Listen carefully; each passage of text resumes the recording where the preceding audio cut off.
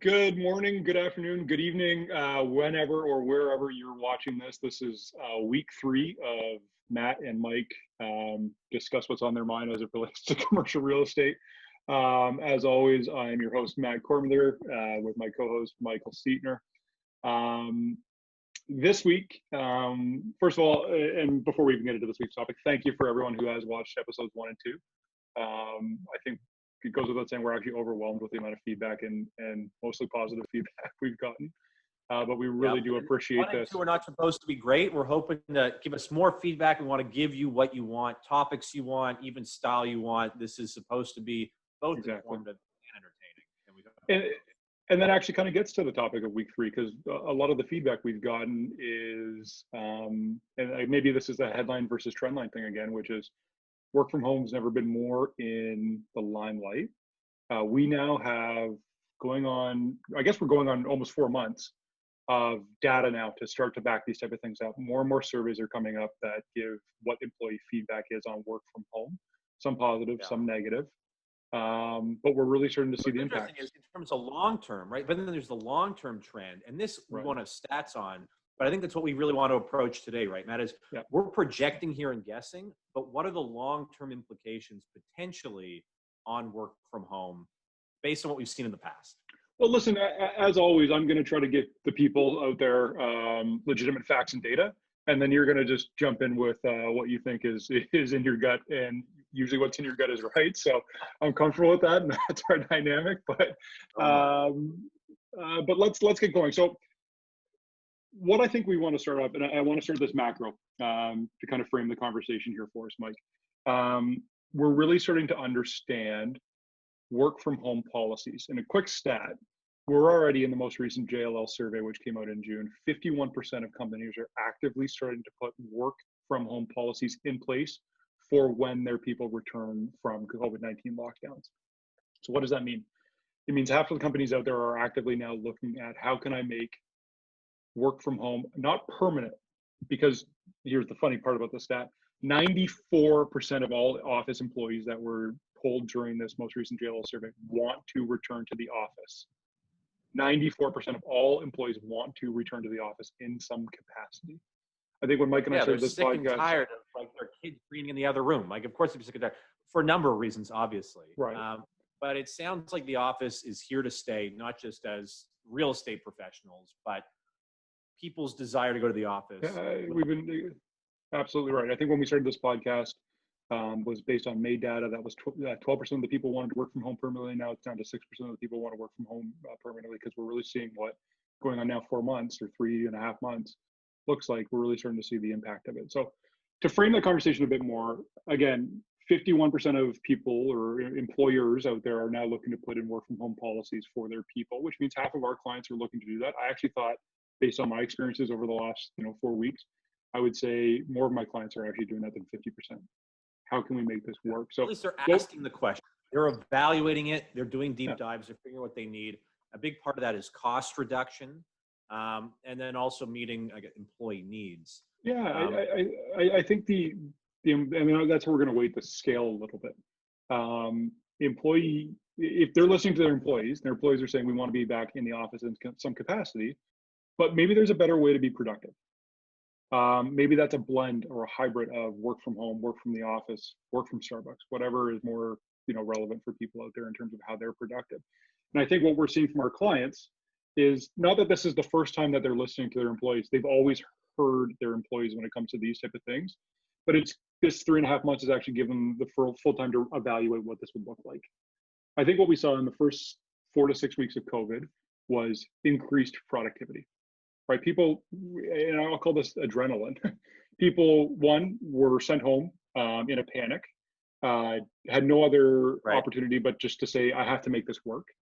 They thought they might be fired, right? They saw their other employees being furloughed, and they busted their butts to 100%, 100%, right? That was a major threat at that time. And then what we're seeing now over the last, call it 8 weeks, is that productivity has actually started to tail off. So what, again, to frame this, so and we, as we did last week, we're using some JLL research. We have a deck that we're happy to share with people after this conversation if it's of interest. So if you can, what we'd like to do is really understand kind of the return on investment from putting in a work from home model. Again, I just want to be very clear. This is not a full permanent work from home. This is adapting parts of work from home into your work environment. So if you think about it, on the y-axis is our return on investment. On the x-axis is our remote work policy, our you choose where to work policy, maybe a better way to put it. So intensity of work from home, we'll call it. Right. So like always, as we start to see on these scales, you know, it is going to be quite a curve. So as things start to increase, or I guess as work from home policies start to increase or be adapted or start, there are opportunities for savings on the commercial real estate side. So whether that's reducing the overall desk size, whether that's putting in hoteling, whether that's increased telecommuting, there are some cost savings there. We're going to dive into that kind of at the end of this conversation. And then as there's you also increase working from home, so as more people work from home too, not just from a real estate cost, but you're allowing the employees the freedom to work how they want based on the tasks they're doing. If they have to sit down and read a contract and they're more productive from home, they can do that. If they have to drop their kids off somewhere in the morning and they're trying to save on commute time, choose their work from home based on the day, based on what they're doing specifically. Or that makes or it not. more productive. Or not. Right, and I think that's the important caveat here, or not. For some employees, they need to be in the office to read that contract because it is where they're most productive. Right. They need to be away from the kids. Heck, I think we talked to how many of our colleagues and our clients out there that they're saying, and I'm not speaking for them, I can't wait to get back to the office because I can't listen to my kids yelling in the background of every single call. Well, right. Of course, right? And so, Mike, you really got to the top of the curve, which is it's the productivity to choose your work environment, what suits you best for your task. Yeah, so what we're seeing, optimal real estate utilization. That's peak ROI. That's peak ROI. So you're reducing you're not reducing necessarily your real estate costs, but you are you're creating a better utilization of your overall portfolio. So you're, as an employer, finding ways to better use your office space to provide people for both the tasks they want to do in the office, and then also give them an office environment that they want to be every day, or 4 days a week, or 3 days a week, or whenever they feel that's the appropriate time for them to come in. So that really is peak in terms of our work from home model. Unfortunately, as we see it come down, which is called more the permanent work from home, or the mandated forced work from home, if you will. And this is when companies, and they've done it before, this is when they say, we're going to permanently reduce our real estate, right, all these employees to go work from home where we don't have to pay for a desk. And they've done this. A lot of the big tech companies in the early 2000s, mid-2000s, they did this. They moved people to work from home as a kind of forced mandate, and it destroyed their productivity. And they all ended up bringing, and we have a laundry list of clients. You can even look at, which is interesting, the stock performance of kind of those blue chip tech stocks who abandoned the office, and then the growth tech stocks who not only embraced the office, but they became known as like the Google office. Everyone wanted the Google office because growth tech realized that the office is critical to productivity, whereas the blue chips were just trying to cut costs and forcing everyone home. Well, that's really the key is, okay, we cut costs to our real estate, but our opportunity costs it plummeted, right? So the savings that we made on our real estate costs, which are usually anywhere from 8 to 12% of a company's balance sheet, like I'm not trying to say it's minor, but it's quite small if you're only looking at 10% of your overall balance sheet. The opportunity cost, the Google example is a perfect example. That creativity, that collaboration that came out of the Google office. What was the stock chart? What was the stock chart stat of difference in performance between the blue chips and the growth companies? From the Wall Street Journal article? From the most recent Wall Street Journal article. So they dove into them. So they looked at the IBMs, the Yahoos, the Xerox, the HPs who sent everyone home. They only saw a 20% increase in terms of their NASDAQ and Dow 500 numbers over the last 10-year period. Well, if you look at an Apple or a Google, who decided not to send people home and actually reinvested it in the office space, it was a 405% return on their stock. Now, listen, I don't think we should be comparing stock price, right? But hey, but anecdotally, right? sure, stock price is a way to evaluate that, but I think you even think in the marketplace, how many companies, how many clients have we had? How many designers have we talked to that have adopted the Google model, have adopted the Apple model, right? When we think of how much the impact of tech is on office space, it's critical. I mean, most companies that we're talking to right now, they might not even know that they're doing something that Google did, but that's certainly where they're getting it from. Heck, we're even seeing law firms look to go more open system, more collaborative, more creatively in terms of their clients. I mean, law firms traditionally, that's the last person or last group of people that you would expect to see say, take my office away. I think I'm actually going to be better suited if I sit with my 4 people, with maybe my paralegal and my 2 associates.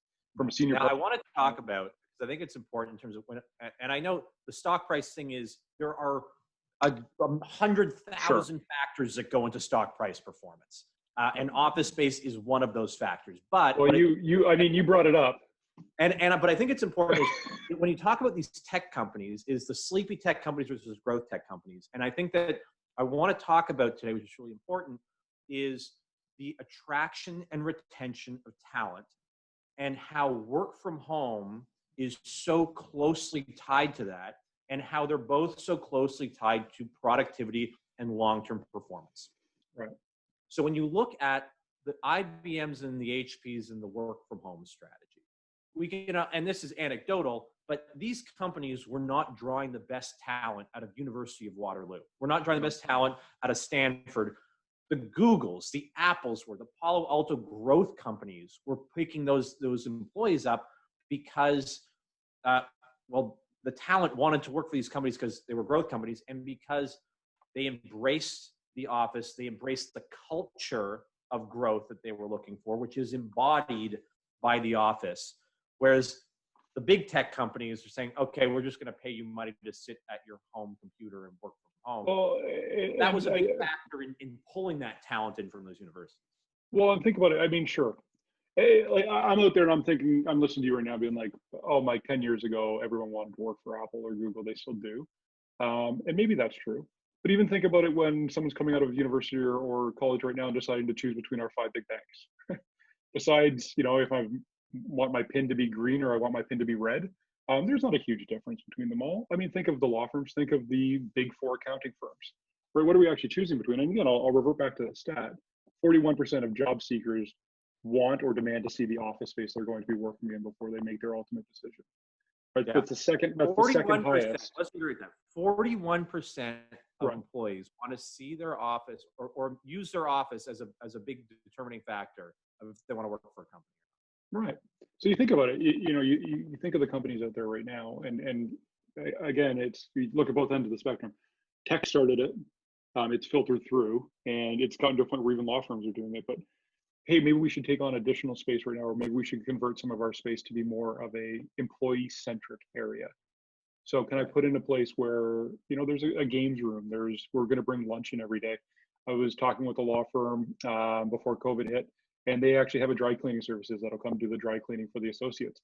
Now, listen, is that a perk? That too, the concierge service. Yeah, if you're dry cleaning up, if you need anything, so is that a perk? 100%. Is that going to factor into people's decision as they're choosing jobs? 100%. Is that also a way to increase productivity of the people working in that office? 100%. So here's a stat from, and I'm not the stat guy, Matt. You're the stat guy on this podcast. But anecdotal evidence, and I apologize to Deloitte if I'm not getting these numbers exactly right, that prior to having this office, when they would go to the universities and attract, they would, on average, have about 40% of their offers to students returned as accepted offers to work for Deloitte. And considering Deloitte is one of the big 4 accounting firms, they were punching above their weight at 40%, and that's a really good number. After having this new office, and they would tour every one of their recruits they could to this office, and they would show them how collaborative it was and the amazing staircase and the yoga studio and everything, it went up to over 95% of their offers were returned with acceptances. So their ability to use their office to attract the best and the brightest accounting students from across the province, that was a big factor driven by their real estate strategy. And that's just one anecdotal piece of evidence I love to tell because it's a big employer. But there's examples across the board that tie your office space to your attraction and retention of talent. Because Sure. it's the number two most important thing. It's people are going to look at their salary, and then they're going to look at the office. And if they walk through an office and they feel a sense of culture, they feel like they have this belonging, they see the work perks involved. Maybe it's the fitness studio, or maybe it's the cool brick and beam, maybe it's the buzz of the room, whatever that might be. That's a key factor that they're going to look at when deciding where to go work. So and there's one more point, Matt, is if you see that it's number two to salary, if you remove salary if you remove the office space from the equation, so this is going to work from home, is we no longer have a mandatory office, or maybe we're over the curve and we're forcing employees to work from home. And now that office space isn't a factor, well, guess what's a more important factor is salary. So now you have two employees, let's say, one sitting at home in a work from home strategy, working for a company. And then somebody calls them from Amazon or from Royal Bank, whatever it is, and says, I will pay you more money to switch companies and work for me. If you're sitting at home in your home office, you're thinking, okay, great, because there's no difference to my day-to-day life. I'm now making more money and switching my jobs. Whereas if going to the office is part of that experience, you might take a lower salary because you believe in the culture, because you want to work in that office or in that location. And that has such a big impact to employees' decision-making to take different jobs. So no argument on the recruitment. We're aligned. Where I'm going to push back on your example, though, is the retention. So that the same company with Deloitte, they came out after their move and boasted about a 30% retention rate. Their retention, so the amount of people that actually left the company as a result, increased dramatically after that move. So while the recruitment might have been high for the next generation of employees coming in, the retention of the existing people who actually made the shift from their original offices into these offices that they're now in actually really increased. So if we take this example, they might have created what was a sleeker office space, a nicer looking office space, an office space that might have worked for a 22-year-old kid fresh off of an MBA. Unfortunately, that office space didn't align itself with everyone's vision. And I'm not saying you can always align yourself. Management issue. Is that well? But let me just, maybe it's a change management issue. Maybe I don't think you can always align your real estate with every single employee's hopes or wishes. It's not going to happen. But was it not taking into effect, we have to create more different opportunities for people to be productive? The one pushback I think you would make about the Deloitte space, we've both seen it, for people who don't know out there, it is beautiful space, but you show up every day, it's an unassigned seat, you have to pick where you want to work. It's a little bit, for me, it wouldn't work, it's chaos. Right? You know me, Mike, I'm a very routine person. I want to get to my desk every day. Like, I have, my 6 feet of desk space. I have my 6 feet of desk space, and I don't think my mouse moves more than 6 inches away from it normally every single night. Like, that's how I operate. Right. I could do it and every day. I want to work at a different spot in the office, but I hear you. But I think my point is, no, it's not. But I think that's what my point is with this whole, as we look at our ROI versus our work from home policies, is these policies are giving employees a chance to dictate what they think is the most productive opportunity for them. So if we look at that Deloitte example, it didn't give everyone the opportunity to create the most productive space for them. If I would have moved from a former office into that, I would have had a panic. I would have actively looked for other jobs. Like, I would have panicked. It wouldn't have worked for me. If I got off the train every morning, walked to downtown and had 19 floors to pick a seat in, I can tell you definitively, that would just not work for me. So I think what's so great about this what we're hearing out there, and I guess to put a bow on the conversation, is what companies are finally starting to see is, okay, not everyone works the same. Okay, not creating an environment sure, we can't satisfy everyone, but can we at least create different working environments within both our office space, our overall work strategy, and our overall productivity goals that align with the bulk of our employees to give them the opportunity to create more productivity. I think this is what this is all about for both employer and employee. Employee wants a more productive work environment. They want to be able to create what they can create on a daily basis, whether that's from the office, whether that's from home, whether that's from Starbucks, whether that's a hybrid of all three. What the employer wants is a more satisfied and happy employee who's going to be more productive for them. I think that's that alignment. Brought up this happiness thing. So this is, right. And I'm going to pull up my own stats here.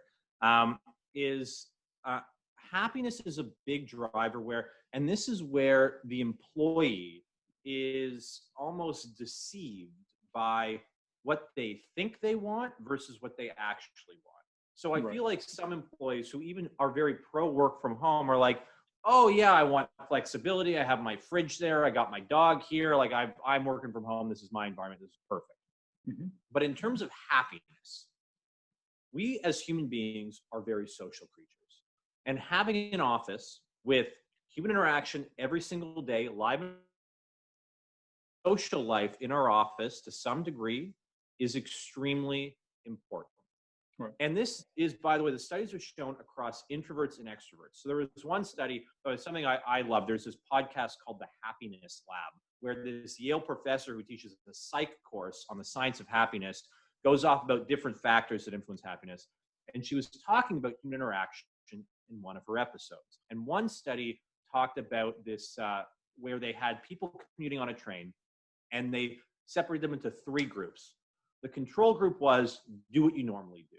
And the 2 experimental groups were, 1, you are not allowed to talk to anyone on the train ever. And the other group must always have a conversation with somebody on the train every day.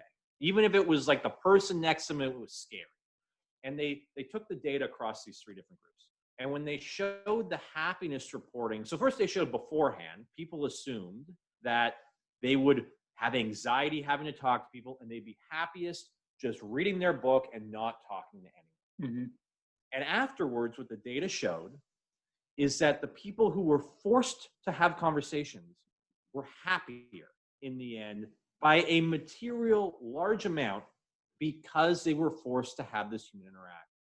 So what we thought they needed, which was, I don't want to talk to people, was different from what they actually wanted, which was those forced interactions. And what was interesting about this is even when taking introverts and extroverts, there was absolutely 0 difference in the data for the introverts and the extroverts. They all preferred the human interaction when forced. Sure. I agree with you. I think that's probably accurate.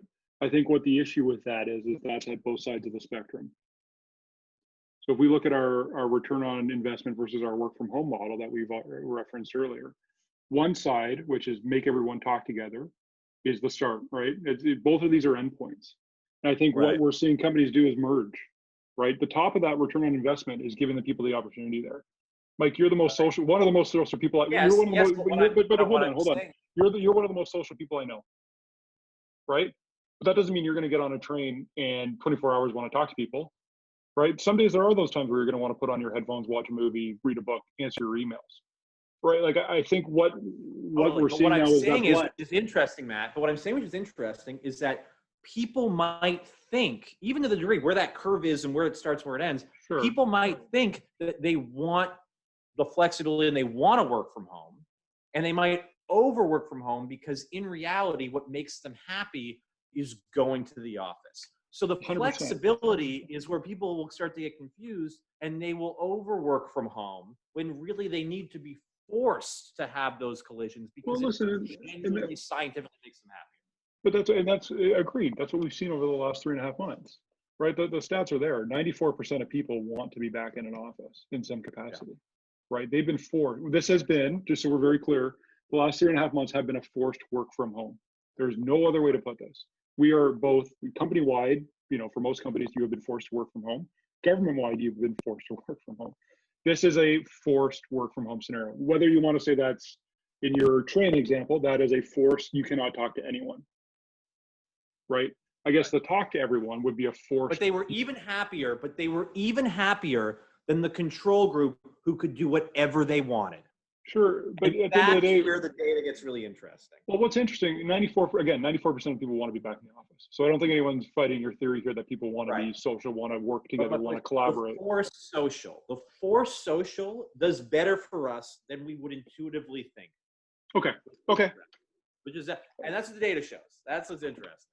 That's why, listen, that's why I bring the data to the show. You don't. I've got my own data here too. Yeah, exactly. No, listen, I think that's a really interesting way to kind of start the conversation for today, because whether you're, team talk to everyone, whether your team sit on the train and watch your movie, whether you're somewhere in between, um, employees are telling us we want the flexibility, we want the opportunity to be, and here's what's fun, we want the opportunity to be more productive, right? Employees aren't saying we want the opportunity to go home 3 days a week and slack off. We don't want the opportunity to cut out early to go drink on a patio, right? That's not what the feedback, and that's not what the data has shown us now over the last 3.5 months. What the data is showing is, hey, we value working. We value being productive for our employers. We value what comes with that. We value the money. We value the opportunity for increases in our jobs over time, for promotion, for recognition, right? People want to work hard. People want to be productive. No, exactly. Question. Now we can dive deep into that, but who's going to get promoted first? The employee that's sitting there at the office every day looks like, but just even that FaceTime is they're working hard. They have a relationship with their manager and their other colleagues, and they're there, versus the employee who you jump on a Zoom call with once a day. Who's getting that promotion first? It's probably the person who embodies the company, who's there every day, who has those relationships. Right. That's the person on the Zoom call. We didn't even dive into the potential of long-term career progression based on being in an office versus working from home. No, but I to your point, whether we can joke all we want about the employee who's at her office at 7 o'clock every day, she beats the crowd and she's the last one out of there. She might be at Facebook at 7 a.m. until everyone gets to the office at 8:30, but her manager gets there and thinks she's working hard. So you know what I mean, or the employee who's on every single maybe he's on every single Zoom call that the boss has put out there over the last 3.5 months. He might be playing Mario Kart in front of him on his iPad, but he looks like he's on the call and active. So we can listen. That's or the one that everyone likes. Everybody likes that person. That's an important part too. Is being likable is an important part of career progression. Listen, relationship because maybe right, maybe. But at the end of the day, I guess my point is that employees value that, right? Most employees value the opportunity to be productive for their employer. It's just from an employer's point of view, how can I give them the opportunity to be more productive? And I think that's what we've seen over COVID is that first 6 weeks, the adrenaline rush of work from home, everyone thought this is the ticket. This is the golden ticket. People are more productive. We're going to shut down offices. We're going to save money. It's going to be work from home. It's been great. Over the last 6 to 8 weeks, the shift it's happened. And I think what the conversations that we keep having, and again, we saw it on our return on investment model, is how if 51% of it, again, come back to that, 51% of employers are now actively looking to do this when COVID hits back. I think you'll see that number increase. How do we create a blend? How do we create a better environment for our employees? How do we make this work for them? So wrap it up there. We can call this the week Mike went off the rails, quite literally with this train example.